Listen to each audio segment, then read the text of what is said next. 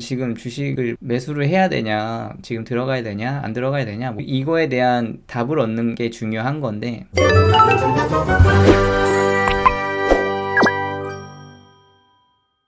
안녕하세요. 경제자유의 시작 투동지 연구소입니다. 오늘은 좀 시황에 대해서 얘기를 해볼까 해요. 근데 본의 아니게 제가 시황을 얘기하려고 할 때마다 좀 시장이 많이 하락해 있는 것 같아요. 제가 저번에 한 2주 전이었나요? 이제 영상 촬영할 때가 5월 24일이었는데 그때 나스닥이 11,100이어가지고 와 이거 뭐 이렇게 너무 많이 빠져서 지금 다 도망가야 되는 거 아닙니까? 이러면서 영상을 찍은 적이 있어요. 그때 저는 지금 이 가을 같으니까 이제 겨울이 지나고 봄이 오기까지 시간이 좀 걸릴 것 같다. 그래서 이제 투자는 좀 미루는 게 나을 것 같다. 그렇게 얘기를 했는데 그 말을 하자마자 다음날부터 일주일 동안 한 10% 정도 상승을 했었죠. 그래서 좀 민망하기도 했는데 근데 뭐 올라가서 또 저는 좋았어요. 제가 포지션이 아예 없는 게 아니어가지고 연금저축 관련해서는 나스닥을 갖고 있으니까 그래서 뭐 올라가면 좋다 뭐 이렇게 생각을 하고 있었는데 생각은 좀 변함이 없었죠. 아직은 들어갈 때가 아니다 라고 계속 생각하고 있었는데 아니나 다를까 어제 1800을 찍으면서 제가 영상 처음 했을 때보다 더 내려가서 또 이렇게 내려가니까 또 한편으로는 내가 한 말이 맞았네 싶다가도 아무래도 제 포지션도 같이 깎여 내려가니까 또 가슴 아프기도 하고 그런 상황입니다. 일단은 그때 제가 하이힐드 스프레드를 보면서 이 하이힐드 스프레드의 상승률이 꺾이면은 그때 투자를 할 거다라고 얘기를 했었는데 그때 한 5%였거든요. 근데 이게 기준을 어떻게 잡느냐에 따라 다른데 1980년부터 쭉 보면은 대략적으로 큰 하락이 있었던 게 한 7.5%대부터 그때 하락을 하면은 나스닥이 상승하는 그런 기조를 보였었어요. 그래서 이 녹색 라인이 나스닥이고 이 파란 라인이 스프레드율이고 이 빨간 라인이 S&P 500인데 하이힐드 스프레드가 상승하면은 나스닥은 하락하고 또 하락 추세에 있으면은 나스닥은 상승하는 것을 보였거든요. 근데 좀 헷갈리고 있는 게 있어요. 제가 사계절 투자법에 대해서 저번에 잠깐 얘기를 했었는데 사계절 투자법의 저자이신 최일 CFA님은 지금이 굉장히 뜨거운 여름이다라는 얘기를 했어요. 근데 저는 지금이 가을이라고 생각을 했었거든요. 근데 생각을 해보면은 그분 말이 맞는 것 같아요. 제가 잘못 본 것 같다는 느낌이 들더라고요. 이게 코스톨라니의 달걀 모형인데 여기가 봄이고 이게 여름이고 여기가 가을이고 이게 겨울이죠.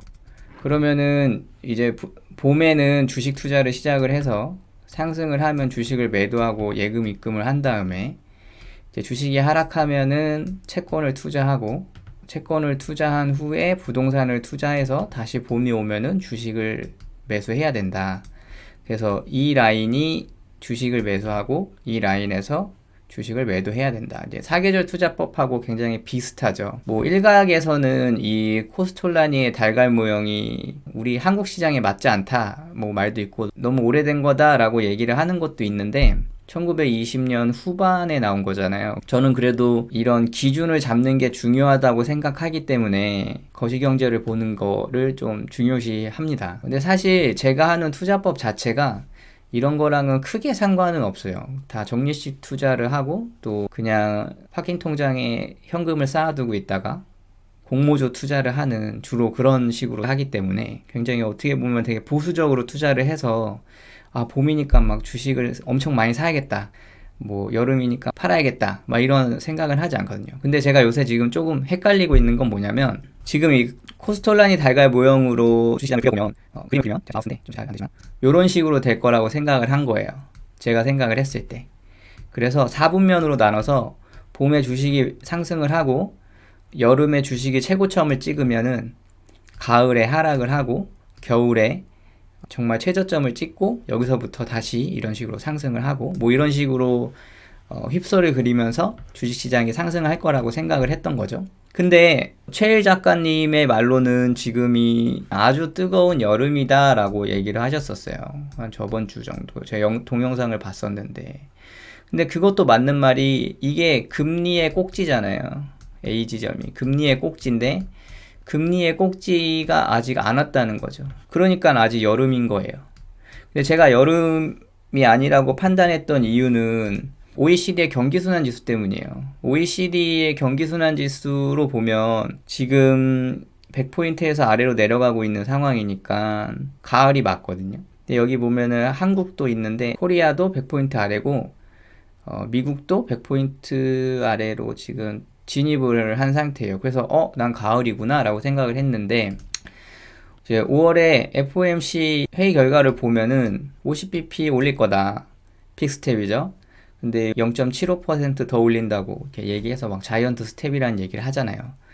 인상을 할 거고, 그리고 대차대조표 축소할 거다. 대차대조표 축소한다는 게 뭐냐면 이제 뭐 더 이상 연준이 채권 매입을 하지 않겠다. 뭐 이런 얘기죠. 그러니까 경기가 되게 화랑이라고 보고 있는 거예요. 인플레이션을 잡아야겠다고 생각을 하고 있는 것 같으니 금리를 올리는 거거든요. 그러니까 아직 꼭지가 아닌 거죠.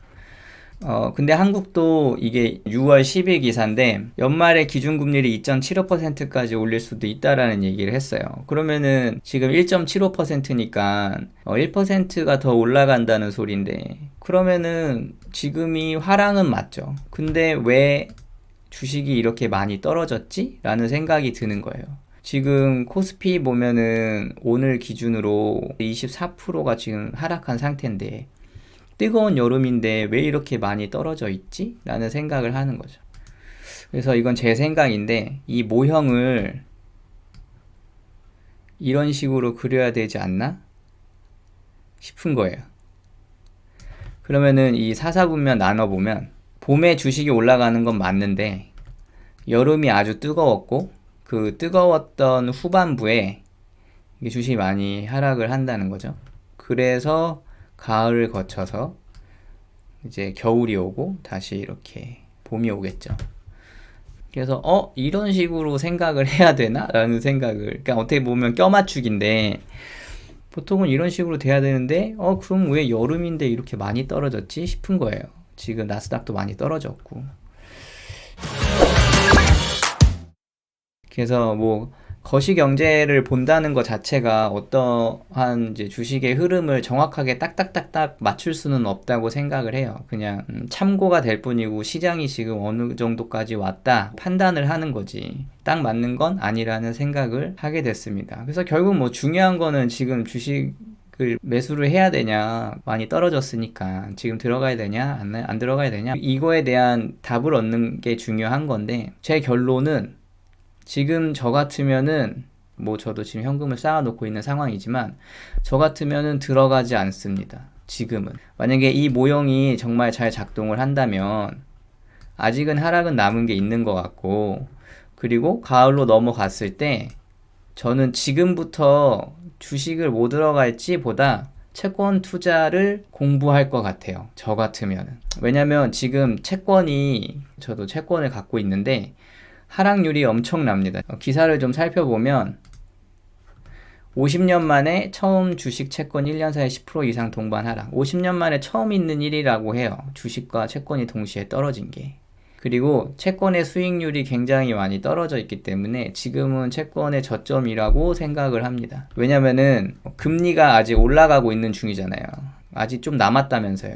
금리가 올라가면 당연히 채권 수익률은 올라가고 채권의 가격은 떨어지겠죠. 금리의 정점을 찍고 내려올 때 채권의 가격은 매력적으로 상승을 하겠죠.